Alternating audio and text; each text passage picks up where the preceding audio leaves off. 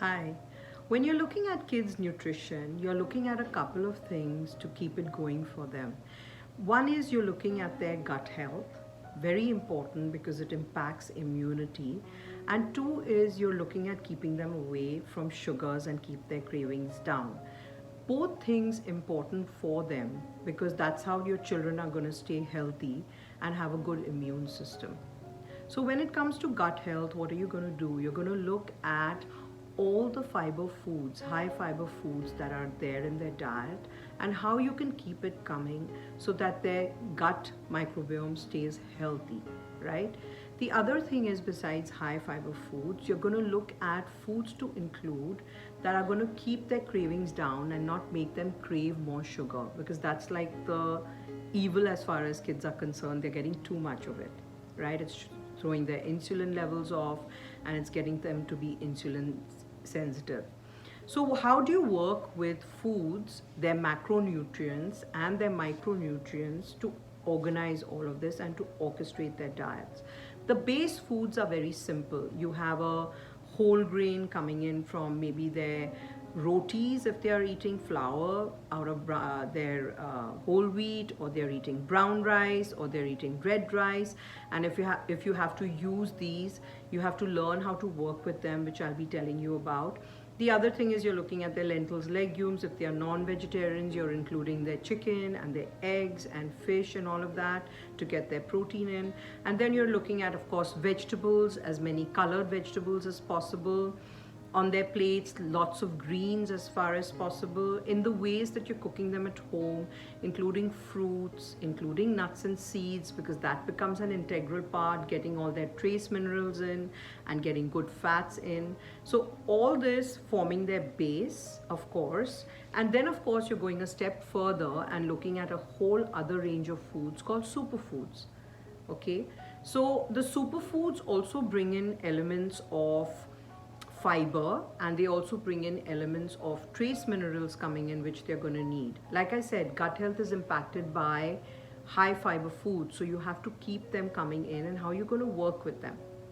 So the one thing you can do is make sure that they always have a good whole grain in, like a brown rice or a red rice, or in the form of a poha, or you can camouflage it in a cutlet. So they have sustained sugar through the day for 8 hours, right? And they're not craving stuff. You got to set them up with that.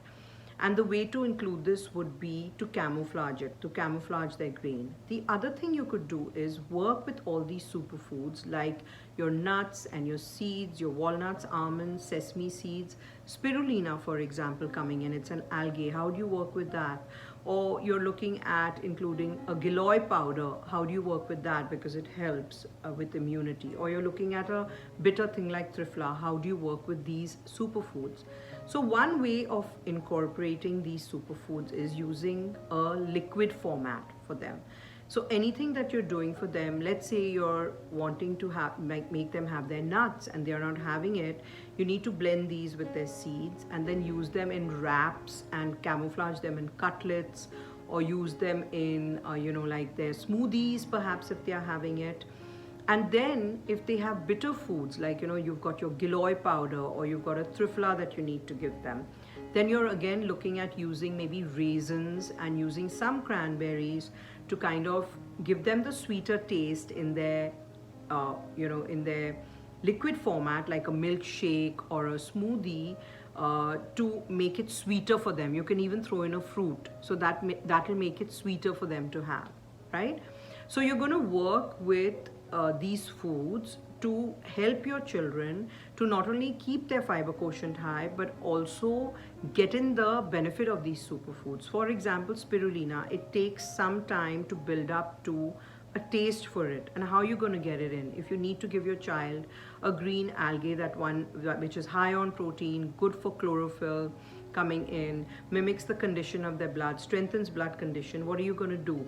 You can start with 1/4 of a teaspoon, graduate it to about 1 teaspoon, all right, and then camouflage it in their smoothie, adding the cranberries, adding the raisins, and making it sweeter for them. And start small so that they don't get overwhelmed with the taste. So these are some of the ways to incorporate these superfoods in their diet. all right?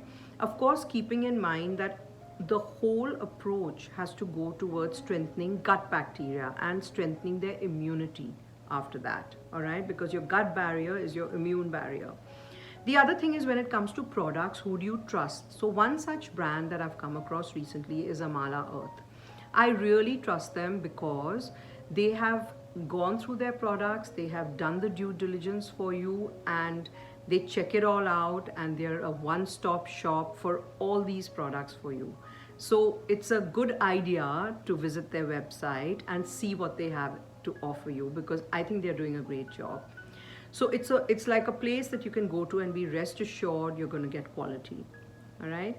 So keeping in mind that your kids need all these foods, and keeping in mind that you're going to help them with the foods that have been tried and tested and vetted by a good place that is housing all these products on one platform, that's the place to go to, Amala Earth.